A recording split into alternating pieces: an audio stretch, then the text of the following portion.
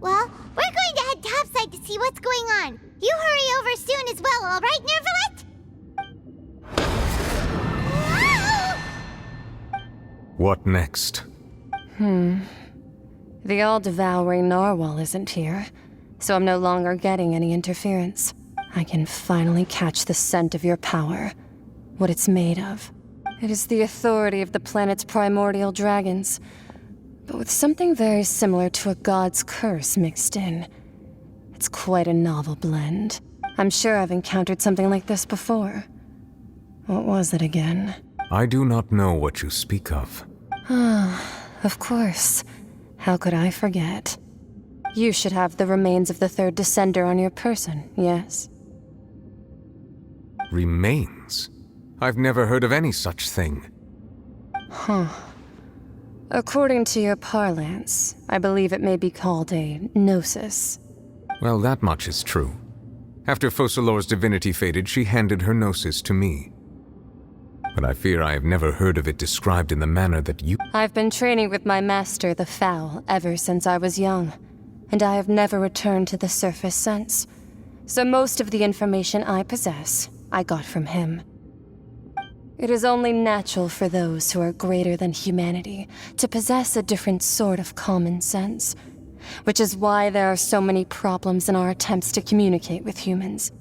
Regardless, you should probably get rid of objects of misfortune to prevent any disasters from befalling you.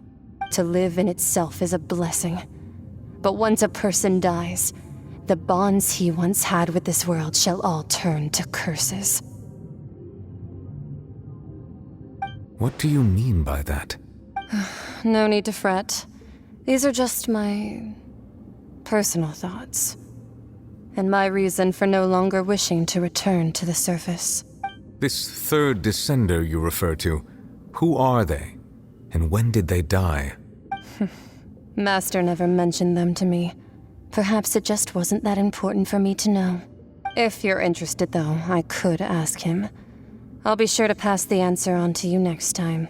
Next time? You believe we will meet again? I do. Wait. I have a disciple of my own, don't I? He can be the messenger then.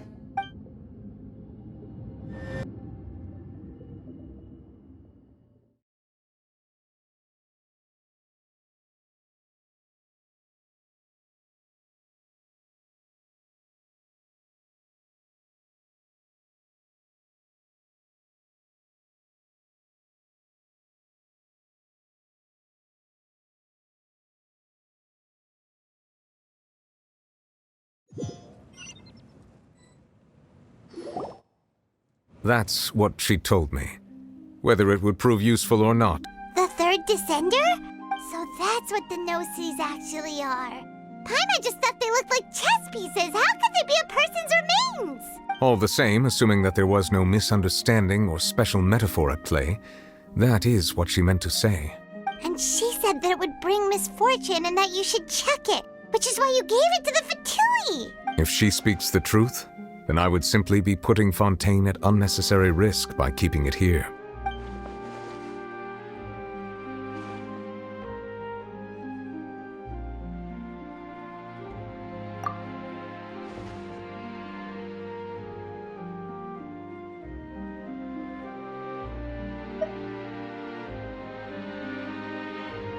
I had guessed that you might already be familiar with this concept, but I did not expect you to be one of them. That means that the Gnosis, which are exceedingly element-compatible and can even enhance elemental abilities, do indeed come from the third descender. I wonder, does your body also possess similar properties? Like being able to use elemental powers without a vision. That does sort of count as special compatibility, right? No, let's not think about this stuff right now. It just feels creepy. Comparing the Traveler to the dead third descender and all?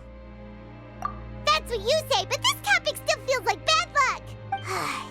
Once Child recovers, let's get some more answers out of him. Or go look for his master and get the answers that way. I too believe it unwise to make too many blind guesses when information is lacking. The same is true of being at court. All right. Whatever the case, it seems like the crisis here in Fontaine's over for now. Yes. All of Focalor's efforts were for this moment as well. But she sacrificed herself in the end as a god, and she suffered through all those years as a human. Was that really what she wanted? I suppose that would be the mystery of a god's will. I suspect not.